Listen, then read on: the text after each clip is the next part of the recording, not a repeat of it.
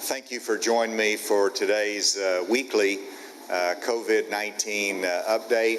I'm pleased to be joined today by Dr. Jose Romero of the Department of Health, along with Secretary Johnny Key of the Department of Education. And today we have Lori Trogdon, who's the Executive Director, President of the Arkansas Bankers Association, for an announcement as we conclude this today. First, I want to give the vaccine report. I'll make an announcement, then we'll go to our case report. So let's first look at where we are in our vaccine distribution here in Arkansas and administration. As you can see from this, you have on the left side the state program, on the right side the federal program, which means that the federal government sends it directly to those that are managing that program. In the state program, we have given out a total of 80,000. We've received an additional 80,000 doses. In the last 24 hours, we've given out 12,000 doses. We're at 59% rate. And you can see sometimes people ask, well, what happens to the other 40%? Well, for example, I talked to one hospital. They have about 1,000 that are there for 1,000 doses that are reserved for the second dose. And so you multiply that across the state. And so much of what you see in the reserve or what's not been administered are those that are being held for the second doses. So that includes all of it in the doses received in the state program. All total, if you look down underneath that, both the state and federal program combined, we've given out 863,000 doses to Arkansans, and then the bottom line is the individuals who are partially immunized, which is at least one dose, fully immunized, which would be either 2 doses or 1 dose if you have the J&J vaccine. That's 303,000 that have been fully immunized, which is 10% of the Arkansas population. And so it's exciting for us to see that go up. If you look at the next graph, and you're going to see when just looking at one age category, which is a 65 plus, which is the most vulnerable, right now 55.3% of Arkansas residents 65 and above have received at least 1 dose of the vaccine, fully vaccinated at 27.2. Obviously that will go up as they get, some of them will be getting their second dose. That is encouraging to see that number. And then that leads me to an announcement that I want to make today, and that announcement is that effective today, we're opening the eligibility for vaccines to all in Category 1C. The reasons for this is that President Biden and the administration emphasized that by May 1, they wanted everyone to be eligible. All Americans to be eligible for a vaccine. They're increasing the production, and they hope to have that supply increased in May. And this has encouraged the states to accelerate their opening up of the eligibility criteria in order to get to that goal by May 1. As you know, we've had 1A, we've completed, we're in 1B now. Not everybody in 1B has been vaccinated, but it is important to move to 1C so that we can open up more and keep the demand coming for the vaccine to make sure there's not any gap and to give everyone the best opportunity to get the vaccine who wants one and who needs it. It's also important to go ahead and open it up to 1C because there has been some slowdown in parts of the state on the demand side, particularly in the rural parts of the state. And the urban parts of the state, you still have those that are trying to get in and get the waiting list, but we want to move the state together. And so we're going to open it up to 1C across the state. There is a lower acceptance rate for the vaccine in the rural areas of our state, which we have to overcome. In those environments, we get the supply there, but in many instances, we've had a low acceptance rate. We have to increase that. At the same time, we're increasing the opportunity for those all across the state to get vaccinated as well. Let me go to the 1C category, which is up here. that outlines everybody who is in 1C, which is Arkansans age 16 to 64 with health conditions that risk for severe COVID-19. And so the specific itemization of those would be on the Department of Health website that outlines the underlying conditions in 1C. Then the second part of it is all of the other essential workers in energy, finance, food service, IT, legal media, etc. that's listed on there. The 1C includes those. They will be immediately available to go get their vaccines. And then the third part are those people that reside in high-risk settings, includes those that are incarcerated or those that are living in group homes or congregate settings. So these are obviously ones that have waited very patiently. We're glad to open that up.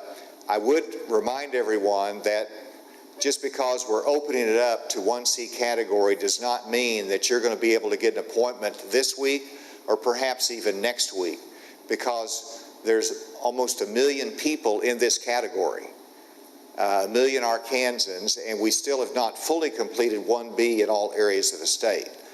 But we want to make sure that we keep the demand there, and so call for an appointment. It might be a while before you get that appointment. Be patient, understanding that there is that backlog, but we want to have that open to you. I'd also remind everyone that the supply is still limited. So we're getting 84,000 or 85,000 doses a week, and it takes a lot of weeks to build up to the number that we want to accomplish in Arkansas. I just was on a call with the White House, and they indicated that nationwide there'll be an increase in state allocations by 150,000 doses this week. 150,000 doses spread across the United States of America is not many in terms of an increase. In Arkansas, there's probably fewer, about 1,000 doses that we will have, new doses this week. And so you can see the limitation on the supply. And so if everyone, feel free to call the toll-free number. It leads on the Department of Health website, but if you call that number, the responders will identify where you can make a reservation for an appointment for a vaccine. They will help you if you call this number, and that is on the Department of Health website. And now let's go to the case numbers, and I'm going to spend a little bit of time just really re-emphasizing where we are right now in this pandemic. And you can see our case numbers are still low. We had 396 cases in the last 24 hours, new cases. That's down from a week ago. We have deaths are at 12. It's always a sad day. We have Arkansans who die, but we're glad to see it not at the high level it has been before. Our testing is comparable to last week, but you can see that it's much more, the demand for testing has declined some. Hospitalizations is up 7. Ventilators is no increase in that. And so you can see, if you go then to the next chart, I'm going to show you through graphs a little bit of where we are. This is a 7-day rolling average of confirmed and probable cases in Arkansas. And you can see from that we're at the peak in mid-January. It's been on the decline since then. We've had a couple of data correction times that gave us a spike. And you can see where we're flat right now, and I want to mention that again when we see additional graphs. You go to the next one. This is a new one that you haven't seen before, and this is the 7-day rolling average on confirmed and probable cases, but it's by date of symptom onset.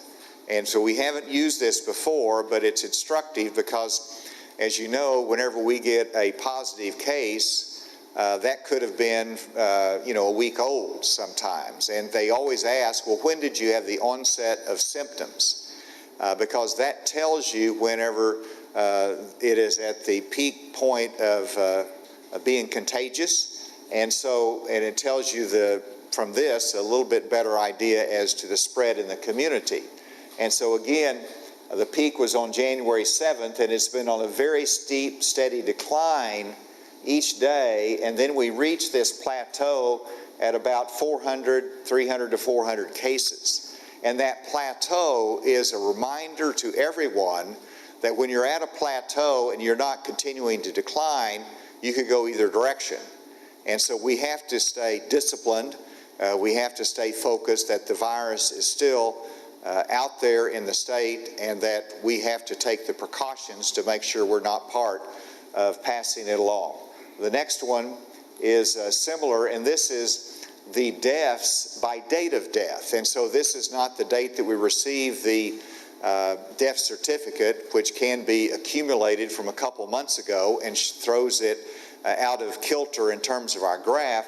This is the rolling average by date of death. And this is encouraging that there's been a consistent decline in deaths since the peak again on January 15th. And hopefully we'll keep that going in the same direction. Next one, hospitalizations, you can see is a steep decline down to 257. Next, you see the positivity rate for PCR and antigen tests.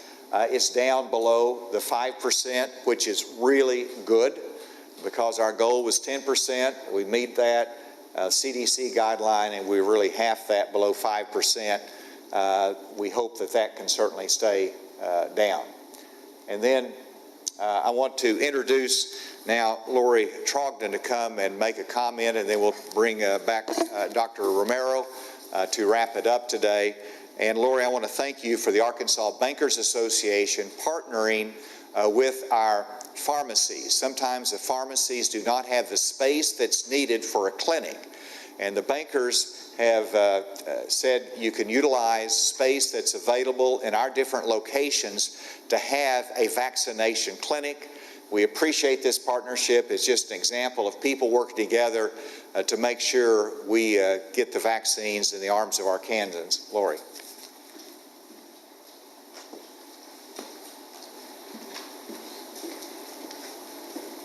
Thank you, Governor. There are currently several clinics scheduled, with more being added every day. As an example, right now, Arvest Bank has a clinic scheduled for this Thursday, specifically at their mortgage center on John Barrow Road.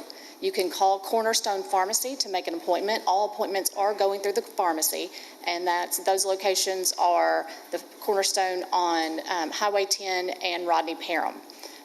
To find out if your local pharmacy and local bank are having a shot clinic, you need to call your local pharmacy and check to see if there's something near you. We appreciate the partnership with the Governor's Office and with the Pharmacy Association, and our goal is to help get shots in every arm.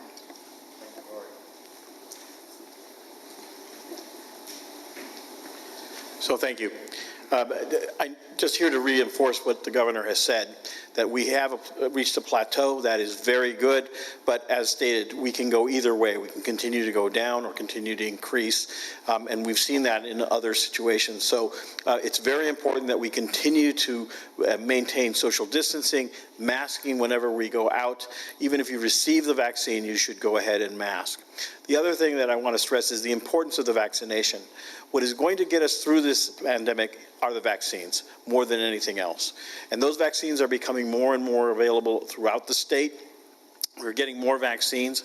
We are targeting areas where there is some reluctance with education. We will make this vaccine available as it becomes more available to us. The vaccine is safe and effective. We have 3 different forms. Some that require 2 doses, some that require one that requires 1 dose. They are equally effective in preventing death and preventing hospitalizations, and that is the most important thing that the citizens need to understand. So please, we need you to accept the vaccine. As you can see from the governor's report, right now about 55% of our 65 and older have received 1 dose. That is not enough to have herd immunity. We need to have somewhere around 70 to 90% of our population immunized. So we can get through this. We're going to have more and more vaccine over the next few weeks, and let's get our vaccines. Thank you very much. With that, we'll turn it over for questions. I remind everyone, if there's an education question, I do have the secretary here for that. So you mentioned that there's been some reluctance to get the vaccine in rural areas. What do you think is the reason for that? And also just more broadly, as a state, why have been tending to rank toward the bottom in terms of the percentage of residents who have gotten the shot? Percent of residents have gotten the shot. Well, in terms of our rural residents, I think I don't know all the reasons why there is a hesitancy, but whenever you see a lower case count in a community, I think they do not see the same level of risk for themselves, the same level of urgency. Less dense population, it's easier to isolate. So it could be a combination of those factors that are somewhat logical, but it should not be based certainly on anything other than the science of it. And I would emphasize that wherever you are in the state, we travel, we go to ball games together, and if we're going to get to the more normal life, we need to have everyone get vaccinated. So sometimes people say, well, I think I'll just wait a while. I know it's my turn, but I'll wait a while and I'll get it after we see more people have experience with it. So I think you'll see the acceptance rate increase significantly over time. As to where we rank, I do watch that from as much as I can. Whenever you look at the rural nature of our state, is probably part of the reason, the acceptance rate. But all I can say is that we're working very hard every day to get that out and to make sure it's available to every Arkansan and to encourage them to take it. Is there any questions from afar? Yeah. Good afternoon, Governor. It's Neil Gladner in Hot Springs. Sunday morning on one of the national shows, you mentioned waiting for guidance from the federal government about the COVID relief money that is coming in this next wave and the impact it might have on the legislative bills that have to do with taxes. On the White House conference call this morning, did you get any additional guidance about when that might be forthcoming? No, I did not. The White House call today was focused on vaccine distribution, and so we did not get into any details of the American Rescue Plan. I know that the Treasury Department is working on guidance, and that's really critical for us to maintain the flexibility that the states need, particularly when it comes to the direction that we've been going in Arkansas far before the pandemic, which is to lower taxes in this state.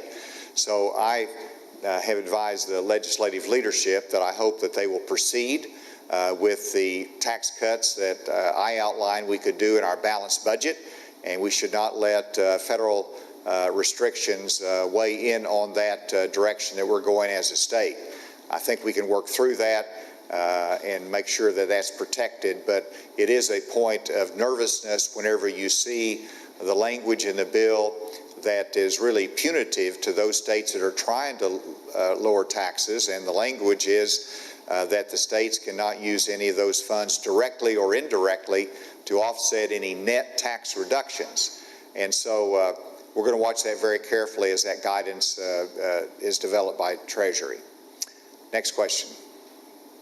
Hi, Governor. This is Allie Lynch with 5 News in Northwest Arkansas. With spring break around the corner and the concern of people going out of town and possibly being exposed to the COVID variants, does this impact the timeline of lifting the mask mandate on the 31st?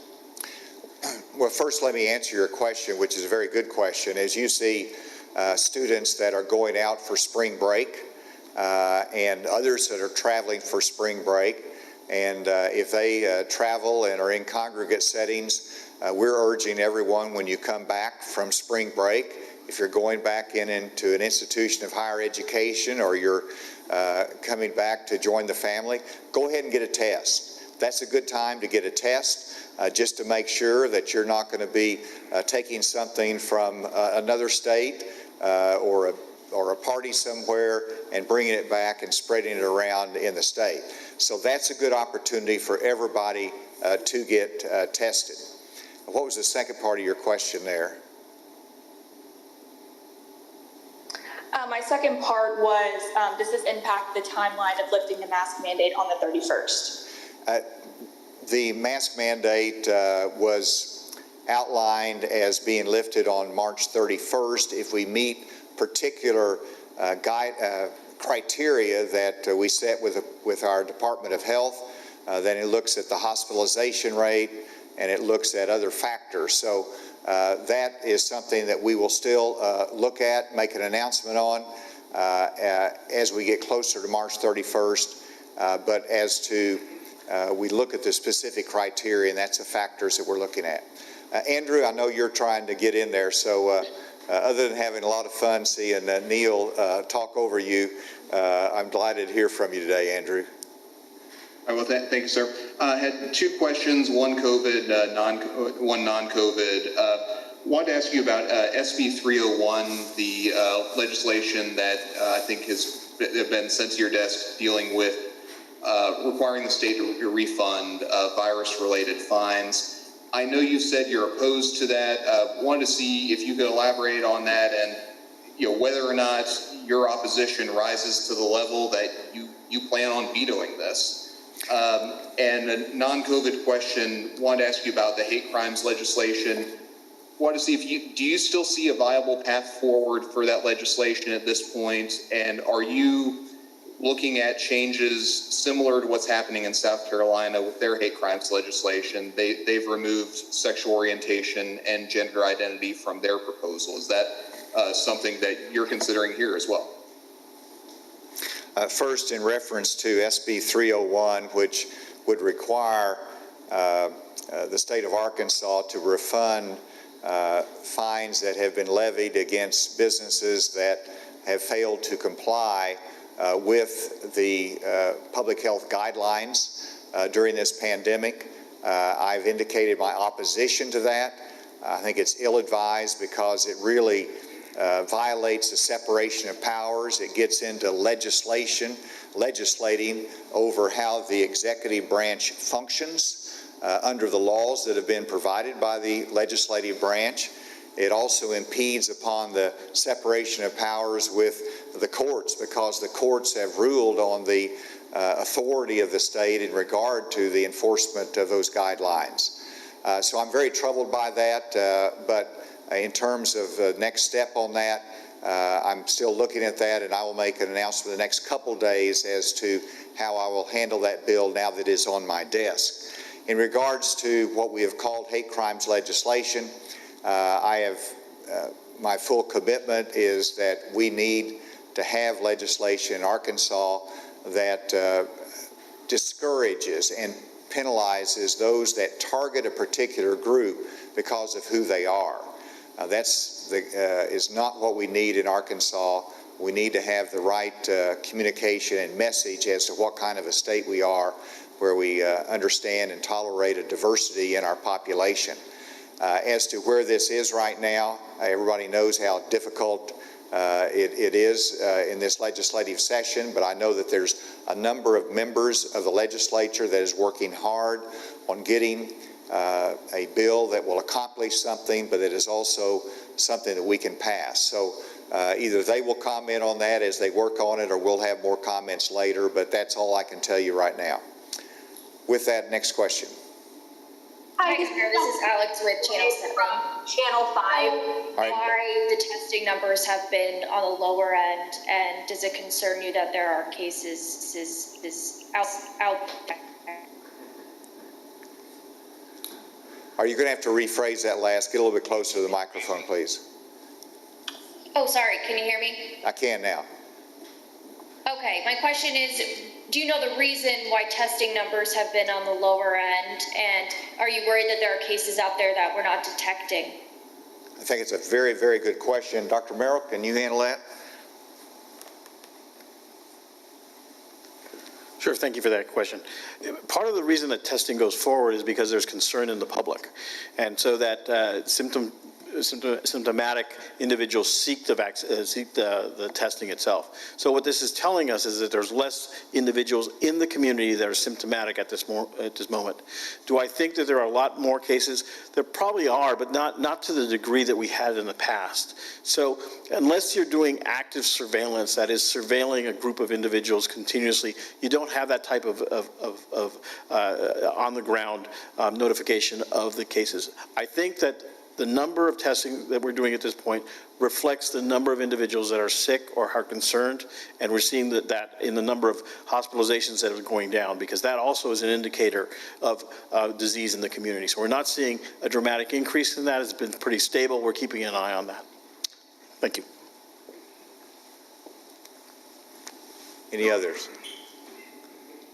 Hi, this is Jessica from Channel 5 in Memphis. Sorry, I'm like, I don't know if I'm talking over anybody, I apologize. So my question is about doses delivered versus doses administered. So if you look at the dashboards for Arkansas, Tennessee, and Mississippi, you'll see that the number of doses delivered versus doses administered, there's a pretty big gap. About 62% of doses delivered have actually been administered.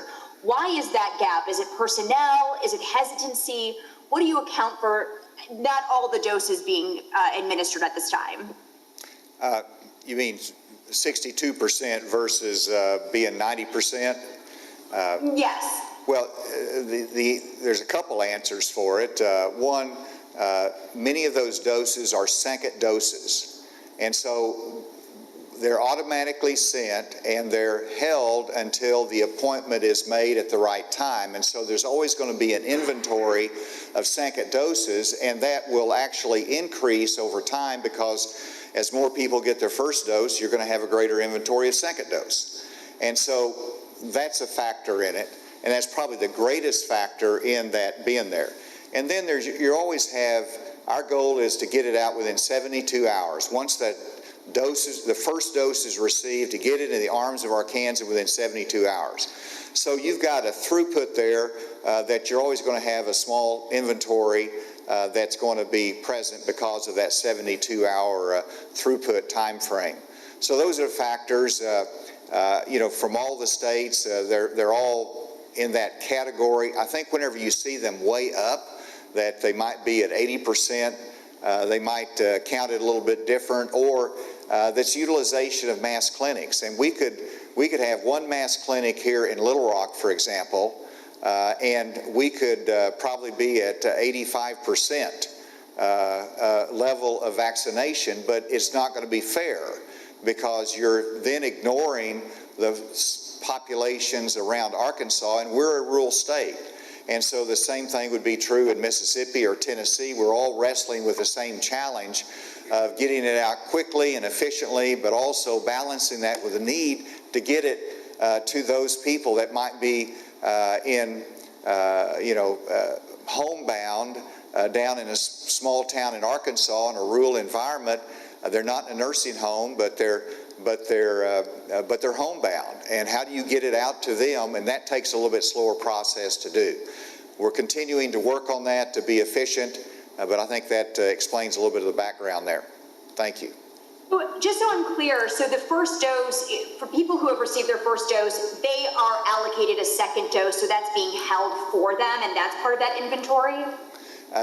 They are allocated a second dose, but the second dose is separately shipped by the federal government when at some point that it gets closer to when they're going to receive that second shot. But it could come a week early or 5 days early, and it has to be held to that particular time frame. And a good illustration is, I talked to one hospital today, and I asked them, what is the inventory that you have of first doses and second doses? And I think it was about 1,000 second doses that they were holding to the time of administration. And then they had, I think it was another 600 or 700 doses that were first doses, and that's what told me we've got to get that out quicker, but their demand, their slots that were being requested had been reduced. And so that's one of the reasons we're moving to 1C today. I hope that's helpful. Is there one final question? Yes, this is I've got a question about Senate Bill 379 that was passed yesterday. This is the bill that would concern the legislator being able to step in when it comes to public health emergencies that you declare. I spoke with Senator Kim Hammer, he's the bill's sponsor, earlier, and he mentioned that you were kind of cooperative with it, but I'd like to hear your side of things and sort of what you're thinking. Yeah, thank you. It's an excellent question. I was hoping for it. And this is a revision of the Emergency Powers Act. And Senator Hammer and Representative Gazaway, who were the lead sponsors, did a very good job. in working with my office on fine-tuning the legislation, on listening to each branch of government's concerns. And what we arrived at, I think, is a very fair balance between the flexibility that's needed by the governor and the appropriate role that the legislature has as a check and balance. And so the key is that as I extend any emergency during a pandemic, that the legislature, through their legislative council, can override that with an affirmative vote. I'm okay with that because the burden to override is on them. I don't have to get approval. I do it, I take the action, and then they have an opportunity to review it, and they have to affirmatively terminate it versus affirmatively approve it before it goes into effect. And that small difference is critical in terms of the flexibility that the governor has and balancing that with their checks and balance. So I do intend to sign that legislation when it comes. It maintains my priority of flexibility during a pandemic to manage, and I think it will preserve that for future governors as well. Governor, one more question. This is Benji Hardy with the Arkansas Nonprofit News Network. So the definitions of underlying medical conditions in the 1C category is quite broad, and it seems like it could apply to quite a few different people depending on how it's interpreted. Also, anecdotally, just over the weekend, there were several providers in large vaccination clinics around the state that didn't seem to be checking eligibility, at least not very carefully. So my question is just whether vaccines are effectively open to pretty much anyone who wants one now. I mean, is anybody really excluded now that 1C has been opened up? Thank you, Benji, and the answer is no. What is opened up is 1A, 1B, and 1C. That is what is open, and we expect our providers out there to follow that criteria, and we ask our citizens to honor that criteria that has been set by the Center for Disease Control that we have adopted here through our Department of Health. And so, yes, it is on the honor system, and we expect people to do the right thing in regard to their neighbors and to the community. And so I think there are clear guidelines, and we ask for people to follow those. With that, thank you for your attention today and for this important announcement. Thank you.